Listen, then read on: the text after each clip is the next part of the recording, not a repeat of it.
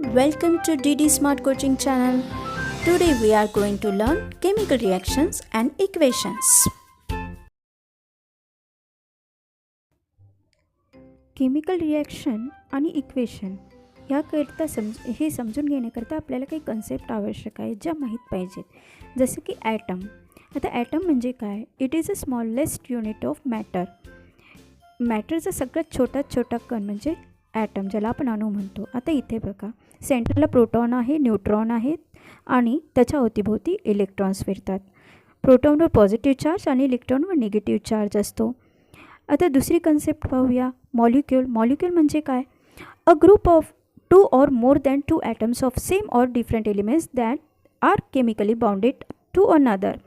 आता पाण्याचा मॉलिक्यूल तयार होण्याकरता बघा, 2 हायड्रोजनचे आणि 1 ऑक्सिजनचा ॲटम लागतो, तेव्हा कुठं एक मॉलिक्यूल पाण्याचा तयार होतो.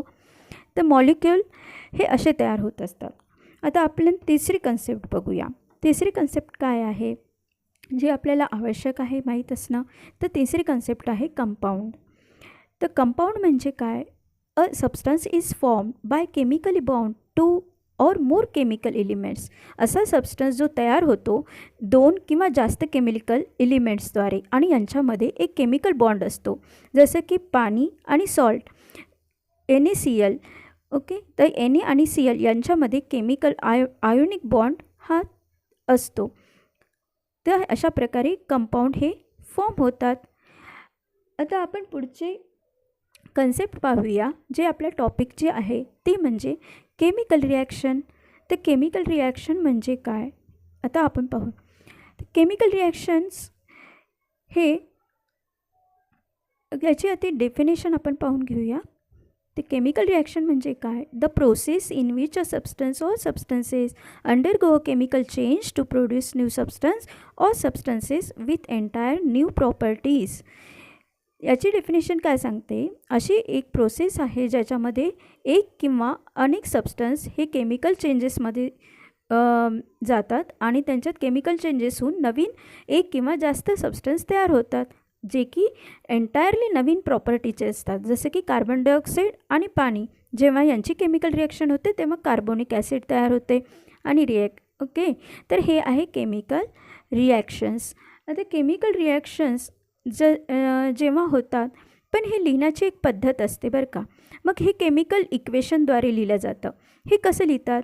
आणि केमिकल इक्वेशन म्हणजे काय? तर it is a representation of chemical reaction using symbols and formula of substance. हे एक रिप्रेझेंटेशन आहे केमिकल रिॲक्शन लिहिण्याचं. याच्यामध्ये सिम्बॉल आणि फॉर्म्युला वापरला जातो. त्याचे रूल्स आहेत. पहिला, तर reactant are written on left side and product on right side. Reactant हे लेफ्ट साईडला लिहायचे आणि प्रॉडक्ट हे राईट साईडला लिहायचे.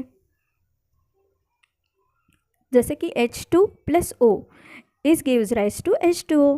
आता इथे फिजिकल स्टेटसुद्धा मेन्शन केले जातात रिॲक्टंटचे. जर गॅस असेल तर G, लिक्विड असेल तर L, सॉलिड असेल तर S, ॲक्वेस असेल तर AQ.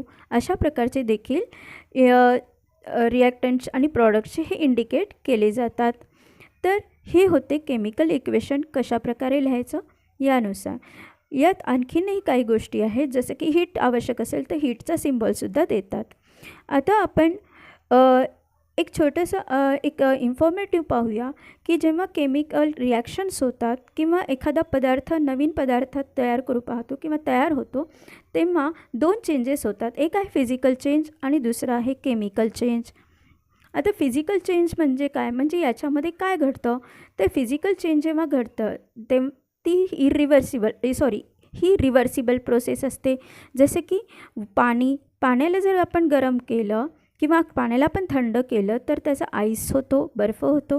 आणि बर्फाला जर का आपण गरम केलं, पुन्हा त्याचा पाण्यात रूपांतर होतं. It turns into water. That means it is reversible process. पण केमिकल चेंजेसमध्ये काय होतं? It is irreversible process. Irreversible process म्हणजे काय? तर आता समजा एक एक्झाम्पल घेऊया. लाकडाचं जळणं, बर्निंग ऑफ वूड. जेव्हा लाकूड जळलं जातं तेव्हा तो पुन्हा लाकडात रूपांतर होते का? नाही. म्हणजेच काय? तर ही एक इरिव्हर्सिबल प्रोसेस आहे. तर फिजिकल चेंजमध्ये ही रिव्हर्सिबल प्रोसेस आहे आणि केमिकल चेंज ही इरिव्हर्सिबल प्रोसेस आहे. आता दुसरा कोणता फरक आहे? No substance is form. नवीन पदार्थ तयार होतो का? पाण्याचं रूपांतर जेव्हा बर्फात होतं तेव्हा तो पदार्थ चेंज होतो का? नाही, तोच राहतो. पण केमिकल चेंजेसमध्ये मात्र असं होत नाही. एक किंवा जास्त पदार्थ देखील तयार होऊ शकतात. तर हे आहे केमिकल चेंज आणि फिजिकल चेंजमधला हा महत्त्वाचा फरक. तर तिसरा फरक हा जो आहे तो पण महत्त्वाचा आहे. आता याच्यामध्ये काय होतं, it doesn't change the internal composition of matter. म्हणजे समजा तो पदार्थ आहे जो की फिजिकल चेंजमध्ये गेलेला आहे, तो नवीन त्याचं कंपोजिशन चेंज होतं का? नाही होत. पण केमिकल चेंजेसमध्ये जर नवीन पदार्थ तयार होत असेल जो डिफरंट प्रॉपर्टीचा असेल, त्याचं इंटरनल कंपोजिशन हे चेंज होतं. That means change in internal composition of matter. दुसरे लास्ट जो फरक आपण पाहूया मेन, तो आहे no chemical reaction. Chemical reaction होत नाही. पण केमिकल चेंजेसमध्ये केमिकल रिॲक्शन ही होत असते. जसं की आपण पहिल्या उदाहरणार्थ पाहिलं की पाण्याचं बर्फात रूपांतर होतं तेव्हा कुठलाही केमिकल रिॲक्शन होत नाही, हो की नाही. तर हे झाले फिजिकल चेंज आणि केमिकल चेंज यातील फरक. तुम्हाला जर हा व्हिडिओ आवडला असेल तर नक्की सबस्क्राईब करा आणि चॅनलला आणि काही पण प्रश्न असतील तर कमेंटमध्ये मला सांगा. तर यापुढचा जो व्हिडिओ असेल त्यामध्ये आपण पाहणार आहोत केमिकल रिॲक्शन्स जे आहेत ते कोणकोणत्या स्वरूपाचे असतात, कोणकोणते टाईप्स आहेत त्याच्यामध्ये, आणि हे केमिकल इक्वेशन जे असतात ते कशाप्रकारे बॅलन्स करतात. तर पुढचा व्हिडिओ पाहायला विसरू नका आणि चॅनलला सबस्क्राईब करा.